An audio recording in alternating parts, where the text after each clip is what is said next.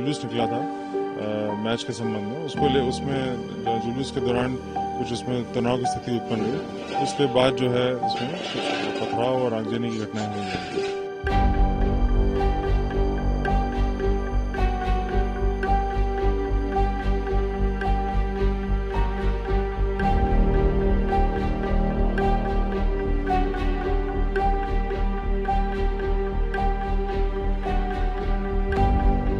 यहाँ पे दो पक्षों के बीच में तनाव हुआ है और कुछ आगजनी और कुछ पथराव की घटनाएं हुई हैं। अभी स्थिति पूरी तरह काबू में है, पूरी तरह शांति है यहाँ पे।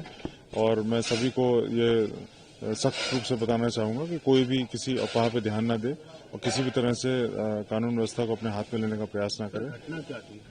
घटना यहाँ पे जो जुलूस निकला था मैच के संबंध में, उसमें जुलूस के दौरान कुछ उसमें तनाव की स्थिति उत्पन्न हुई। उसके बाद जो है इसमें कुछ पथराव और आगजनी की घटनाएं हुई हैं। सर कितनी गाड़ियां जली है, अब तक कितना नुकसान हुआ है? इस पूरे का अंदाजा अभी लगाया जा रहा है और जो है इसमें जो वैधानिक कार्रवाइयां हैं वो पूरी करेंगे हम अभी, और उसके अनुसार जिसमें जो लोग दोषी पाए जाएंगे उस पर भी हम कड़ी कार्रवाई करेंगे। किस तरफ से हुआ था सर और कितने इलाकों में हुआ है? 4-5 स्पॉट्स हैं जो शहर के मध्य में जहां पे ये पथराव की घटना हुई है। ये पूरा असर्टन किया जा रहा है अभी, और जो है पूरा यहाँ पे दोनों तरफ से पथराव हुए हैं और इसमें अभी हम लोग आगे भी सब पूरे FIR करेंगे और जितने भी लोग इसमें जिम्मेदार हैं उन पर कार्रवाई भी करेंगे। कोई लोग घायल भी हुए सर? कितने लोग हुए? कुछ लोग इसमें घायल हुए हैं, जो कि कुछ उसमें रेफर भी हुए हैं, वो अभी MIS में उपचार रहते हैं। सर बताया जा रहा है कि कोई जिला बदर व्यक्ति था, 2 बार जिला बदर रिलीज कर चुकी है, उसका वीडियो भी सामने आ रहा है और वो कह रहा है खुले इससे कि मैं तो मतलब भी बना लो वीडियो, बताओ तो होगा। नहीं, इसमें जितने भी वीडियोज हैं, जितने भी इसमें जिन लोगों की संलिप्तता है, उनको जो है कड़ी उन पर कार्रवाई होगी और आगामी घंटों में जो है इसमें हम पूरी इसमें कार्रवाई संपादित कर लेंगे। जुलूस जो था ये मस्जिद के सामने पहुंचा था और आपत्तिजनक नारे लगाए थे। पूरी अभी चीजें अभी स्पष्ट कर रहे हैं हम अभी इसमें प्रारंभिक विवेचनाएं चल रही हैं और पूरा घटनाक्रम उसमें साफ हो जाएगा, उसके बाद हम आपको अवगत कराएंगे। पूरे मऊ में हमने जो है काफी फोर्स इसमें लग गया है, काफी अगल बगल के सभी थानों से, और जो अपना रिजर्व फोर्स है वो भी आ चुका है और उसमें हमने पूरे जितने भी संवेदनशील इलाके हैं वहाँ पे हमने पेट्रोलिंग भी लगा दी है। तो अभी पूरी तरह स्थिति काबू में है, शांतिपूर्ण है। आर्मी के जवानों को भी मोर्चा संभालना पड़ा, मैदान में आना पड़ा। उस संबंध में मेरे को जानकारी नहीं है, वो हम अलग से उसको पता करेंगे। नहीं, ऐसा कुछ नहीं हुआ है। अभी कितने लोग नाम आए सामने? नहीं, ये अभी विवेचना प्रारंभिक स्तर पे है और हम इसमें पूरी कार्रवाई कर लें फिर आपको अवगत कराएंगे। सभी चीजों को देखा जा रहा है अभी। देखिए, सबसे पहले मैं क्लियर करना चाहता हूं कि अभी वर्तमान में मऊ में पूरी तरीके से शांति स्थापित है। कहीं पर अब कोई भी समस्या नहीं है, इसीलिए आपके माध्यम से मैं सबसे अपील करता हूं कि सब लोग संयम रखें और किसी तरीके की अफवाह पर ध्यान न दें। वर्तमान में अभी हमारा जो प्रयास है वो पूरी तरीके से शांति जो स्थापित है आगे भी जारी रहे, इस पर है। किस तरीके से ये घटना हुई, क्या उसके कारण रहे, कौन कौन से लोग जिम्मेदार हैं, वो सब चीजें अभी अगले 1-2 घंटे के बाद हम लोग निकालना चालू करेंगे और जो भी इसमें लोग शामिल होंगे उनके खिलाफ कड़ी से कड़ी कार्रवाई की जाएगी। वर्तमान में अभी शांति स्थापित हो गई है और इसी चीज पर भी हम लोग फोकस कर रहे हैं। कितने लोग घायल है?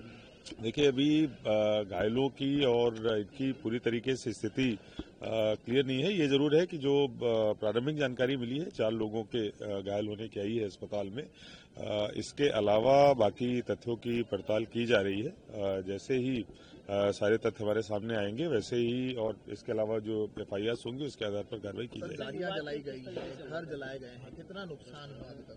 देखिए, 2-3 जो अभी तक हमें जानकारियां प्राप्त हुई हैं उसमें कुछ बाइक्स के दुकान के जलने के कुछ वीडियोस भी आए हैं और जो हम लोगों ने यहाँ पर घूम के देखा है वो सामने ऐसे दिखा भी है। जैसे मैंने बताया कि अभी वर्तमान में हमारा पूरा फोकस इस पे है कि तुरंत शांति स्थापित हो जाए, किसी तरीके का उपद्रव ना हो, जिसमें हम लोग अभी तक सफल हो चुके हैं। जो बाकी की सारी चीजें हैं उनकी पड़ताल करके आगे कार्रवाई हम लोग करेंगे।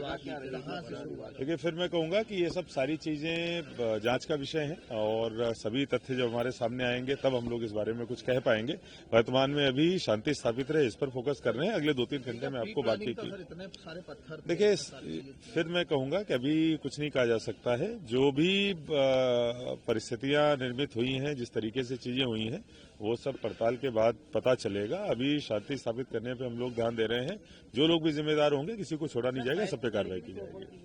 देखिए, जैसा मैंने बताया, कुछ गाड़ियों की तोड़फोड़ हुई है, आगजनी हुई है। सारी चीजों पे हम लोग पड़ताल करेंगे और जो भी आवश्यक कार्रवाई होगी वो करेंगे। वीडियो मिले सर, कुछ वीडियो आए सामने सर, कुछ जी वीडियोस जी, वगैरह कुछ वीडियोस दिखाए गए हैं और बाकी कुछ जो चर्चित गवाह हैं उनके भी बयान लेके आगे कार्रवाई की जाएगी। इंडिया न्यूजीलैंड मैच के बाद कुछ जुलूस निकल रहे थे, जिसमें कुछ लोगों ने मस्जिद के बाहर पटाखे चलाए, जिसके बाद दोनों पक्षों में विवाद की स्थिति उत्पन्न हुई और दोनों तरफ से पथराव हुआ। पुलिस बल जो है वो पूरी तरह यहाँ पे मौजूद है और लगातार पेट्रोलिंग भी कर रहा है। अभी यहाँ पे पूरी तरह से शांति बनी हुई है। मैडम, कितने लोगों का भी चिन्हित किया गया है, क्या कुछ अभी जानकारी मिली है? अभी कुछ लोगों को चिन्हित किया हुआ है और उन पे पुलिस बहुत सख्त कार्रवाई भी कर रही है। पुलिस उनको अभी रात को ही उनको पकड़ेगी भी और बाकी लोगों को भी आपके माध्यम से मैसेज भी देना चाहती है कि कोई भी किसी तरह की अफवाह में न विश्वास करे और न ही कोई तरह की अफवाह फैलाए। कितने लोग घायल हुए हैं? अभी यहाँ पे 3 लोगों के घायल होने की सूचना मिली है, जो कि क्या कहते हैं, कैसे हुई थी मैम, थोड़ा सा बताइए, और कहाँ की शुरुआत हुई थी? जैसे मैंने बताया कि न्यूजीलैंड और इंडिया के मैच के विक्ट्री के बाद कुछ जुलूस निकल रहे थे, पटाखों के कारण विवाद हुआ है। तरावी की नमाज चल रही थी, उसी बीच में जुलूस यहाँ से शोर शराबा करते हुए निकला और जब तक हम नमाज से फारिग होते, जब तक यहाँ शायद जुलूस का आखिरी हिस्सा बचा हुआ कुछ होगा, नमाज के लिए नमाज से फारिग होकर निकल ही रहे थे तो किसी ने बम अंदर की तरफ फेंका। सुतली बम था वो और उससे पूरा धुआं उठा और पूरी सिचुएशन क्रिएट हो गई और सारे लोग पैनिक हो गए। इस तरह फिर वो बात बढ़ती चली गई। फिर क्या हुआ? बस कुछ नहीं, बस मेरा तो कहना यह है कि मुझे समझ में ही नहीं आ रहा है कि ये जुलूस आखिर निकला कैसे और दूसरी बात इस रूट से कैसे निकला। तो जुलूस ये तो निकल सकता है, जुलूस के लिए कोई नहीं, लेकिन लेकिन किन लोगों ने परमिशन ली थी, क्या बिना परमिशन के निकलता? और दूसरी बात यह है कि अगर परमिशन ली थी तो कितनी गाड़ियों की, कितने लोगों की, किस तरह की सिचुएशन में परमिशन दी गई थी। पथराव की नौबत कैसे आई, किसकी तरफ से पहले पथराव हुआ? पथराव की नौबत ऐसे आई कि पहले वो जिन लोगों ने बम वगैरह जो भी फेंका था, उस फेंकने की वजह से उसके साथ कुछ हाथापाई हुई। हाथापाई में मैं बाहर निकला और मैंने उस आदमी को निकालकर बाहर निकाला और इतने में वो अमित जोशी आए, उन्होंने बातचीत शुरू की। मैंने उनसे कहा कि ठीक है, थाने पर बात करते हैं, कोई बात नहीं, आराम से बात करते हैं। अमित जोशी यहाँ इलेक्ट्रॉनिक की दुकान है उनकी, वो आए थे और उन्होंने बातचीत, नहीं मुझे ये पता नहीं है, मैं उनको पर्सनली थोड़ा सा जानता हूँ इसलिए मुझे नाम याद है। तो उसके बाद उन्होंने यहाँ से वो गए और वहाँ से वो वहाँ पहुंचे होंगे और उसके बाद उधर से पथराव शुरू हुआ। यहाँ प्रशासन के सामने हम बात कर ही रहे थे, हमारे साथ जो लोग नमाजी थे और इसके अलावा जो और लोग थे जो आसपास से आ गए हो सकता है यहीं पास में रहने वाले, जब शोर शराबा सुना तो आ गए।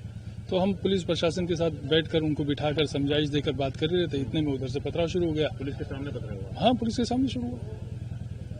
आप लोगों की तरफ से पथराव हुआ? वो तो फिर होना ही था, फिर क्यों नहीं होगा? शुरू ही उधर से हुआ है तो फिर पब्लिक तो पब्लिक है, जनता तो जनता होती है। कितने लोग घायल हुए?